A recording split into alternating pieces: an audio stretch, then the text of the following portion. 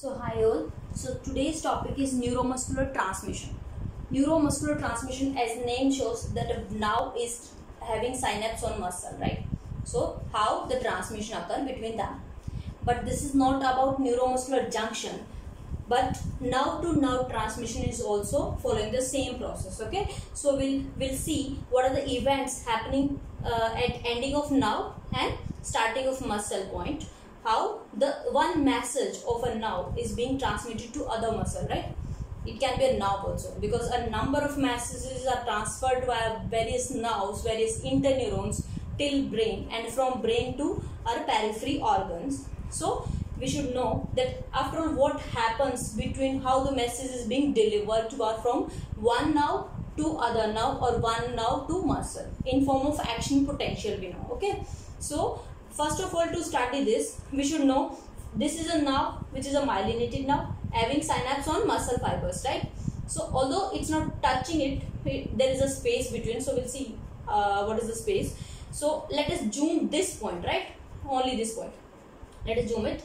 So this is presynaptic membrane, which is the dilated part of synaptic nerve. So this one is presynaptic membrane. So this is presynaptic membrane. Okay, and this the foldings are the postsynaptic membrane. Okay, postsynaptic membrane. Here you can see that presynaptic membranes, there are number of mitochondria, right? There are number of vesicles, there are number of channels. Okay, and then on folding of postsynaptic membranes, as you can see, the red color is basal lamina, and there are number of channels on upper zone and lower zone. Okay, if we see the space, there is a space between this knob and postsynaptic membrane, that is called synaptic cleft. What is this? Synaptic cleft, having interstitial fluid in that, and around 50 to 100 nanometer space. Okay, so on the presynaptic membrane, there are number of channels, and where the synaptic vesicles having neurotransmitter, whatever to be released. Here we are talking about acetylcholine. So vesicles having acetylcholine receptor, the number of abundant vesicles present and abundant number of channels present, right? So this area is called active zone. Okay, and the postsynaptic membrane have various channels. So upper surface channels are acetylcholine receptors, which are nicotinic acetylcholine receptor, and on lower surface there are voltage gated sodium channels. Fine, we'll see what is role of everything we are explaining here. But to know this process, how basically a signal is being transmitted via the synaptic cleft to postsynaptic membrane, we should know what are the events. Okay, so broadly, to explain this, to understand this topic, we can divide these events in two parts. Okay, one happening in presynaptic and one happening on postsynaptic membrane. So events at presynaptic terminal and events at postsynaptic terminal. Okay, so first we will see what are events happening at presynaptic terminal, how the neurotransmitter is synthesized here and how it is released. Okay, so broadly, very simply, if we see steps how it occur, we know that the nerve is having some signal in form of action potential till synaptic node. Now we have to see that how this action potential is being transmitted to other cell. It can be a muscle, it can be a nerve, again in form of action potential, right? Okay, so let's see. So first of all is arrival of action potential. As we know that first of all action potential will come, right? Now what happens is action potential leads to change in membrane potential of nerve, right? Now this change of membrane potential will lead to opening of voltage gated calcium channel. There are calcium outside, and so the calcium influx occur. So increase in concentration of calcium intracellularly, right, in the neuron. Okay, so this calcium, why it's important is because the calcium is playing very important role in exocytosis of these vesicles. What is it, exocytosis? Basically these vesicles come in contact with membrane, fuse with the membrane, and release whatever they have, the neurotransmitter here. Okay, so that is called exocytosis. Fine. So because of that, now as exocytosis occur, there is opening of potassium channel. Fine, as calcium is being used up, So potassium channel open, and obviously potassium efflux occur, which leads to negative membrane potential again, repolarization, right? As repolarization occur, again voltage gated calcium channel close, okay? That is called repolarization. Fine. So we have seen that how external potential arrived and which lead to exocytosis. Fine. So now, but we want to see that how these vesicles are being released. If you want to see deeply this process, so let us zoom this process again and see how, after all, what happens, how this exocytosis occur. Okay, so let us zoom it. So first of all, we should know that how acetylcholine is synthesized. Okay, so in presynaptic membrane, just before this node, synaptic node, there is choline transporter which transfer choline along with sodium. So this is a sodium transporter. So sodium and choline both are transported. So this is a co-transporter, right? And from mitochondria, acetylcholine and choline from this choline transporter both combine and form acetylcholine. Acetyl-CoA and choline, they form acetylcholine in presence of choline acetyl transferase. Sorry. So choline acetyl transferase, it convert acetyl-CoA and choline to acetylcholine. Now acetylcholine, with the help of hydrogen transporter, it is basically entering into a vesicle, and ultimately vesicle formation occur. Okay. So now we have to study how basically the exocytosis occur. Okay. So now, first of all, we should know that now vesicles are formed having acetylcholine. Okay. Within these vesicles, there are two type of pool. One is reserve pool. Reserve means it is not readily usable, right? And one is readily usable pool. Readily usable. Okay. So within these collected vesicles which are already formed, two type of pool are there, reserve and readily usable. Reserve pool is basically that pool which is having some protein connections, so the protein is bound to them.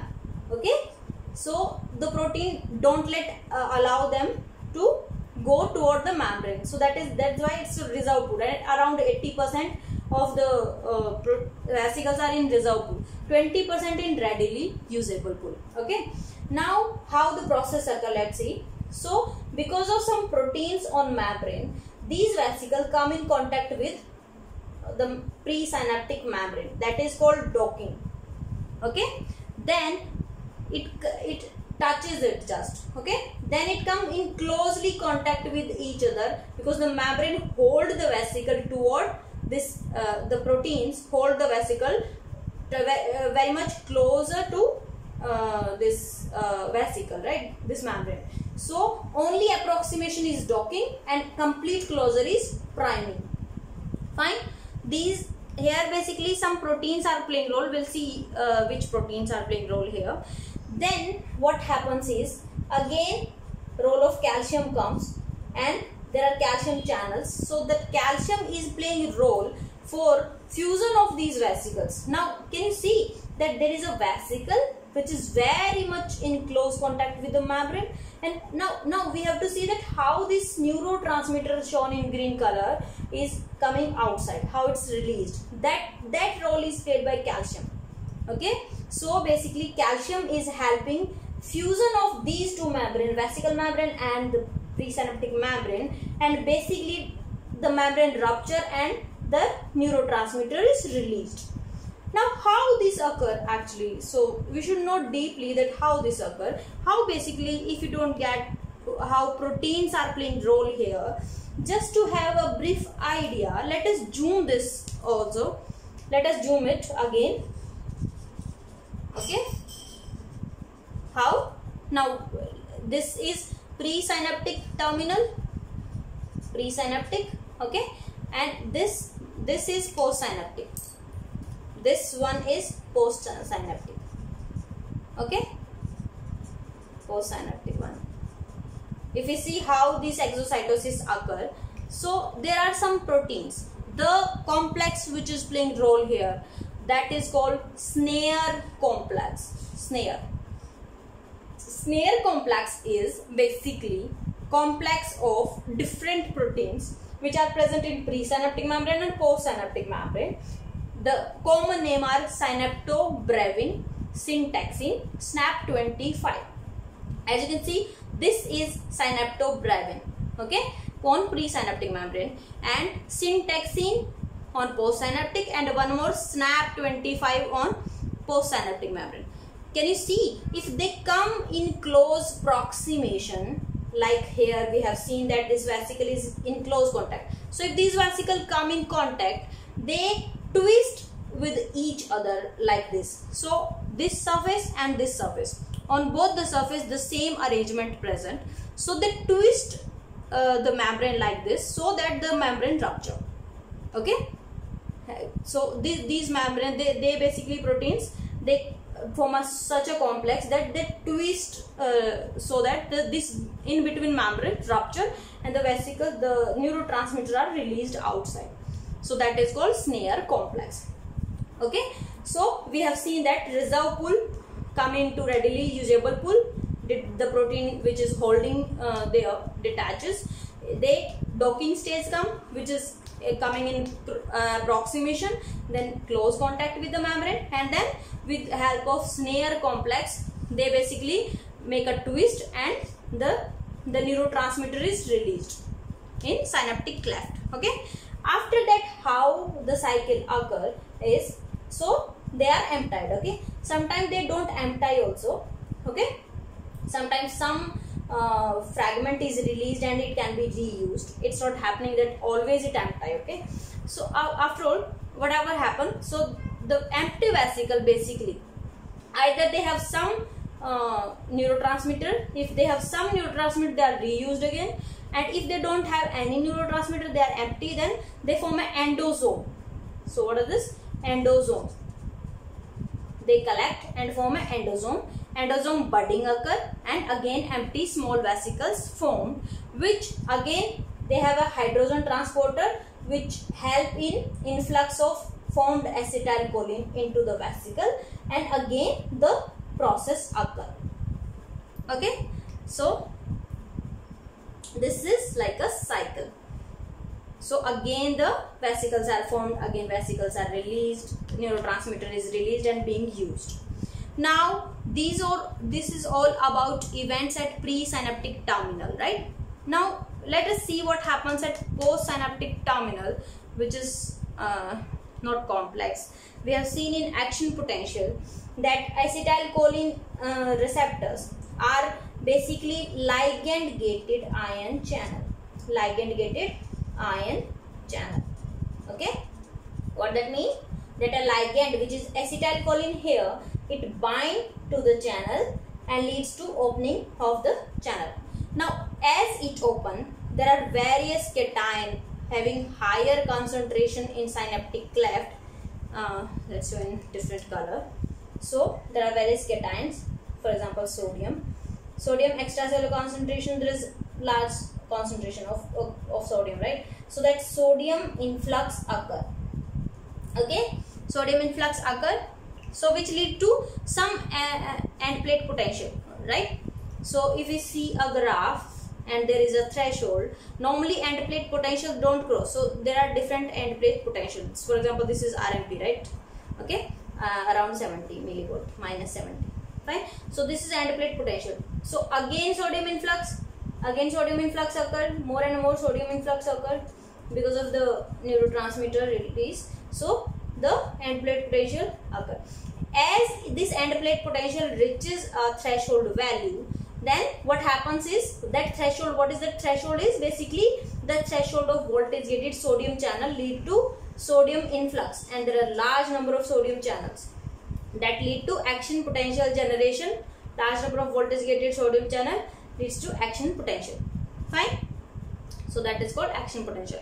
Now we have seen that acetylcholine, what is role of neurotransmitter is just transferring a message in form of action potential to other cell in form of action potential, right?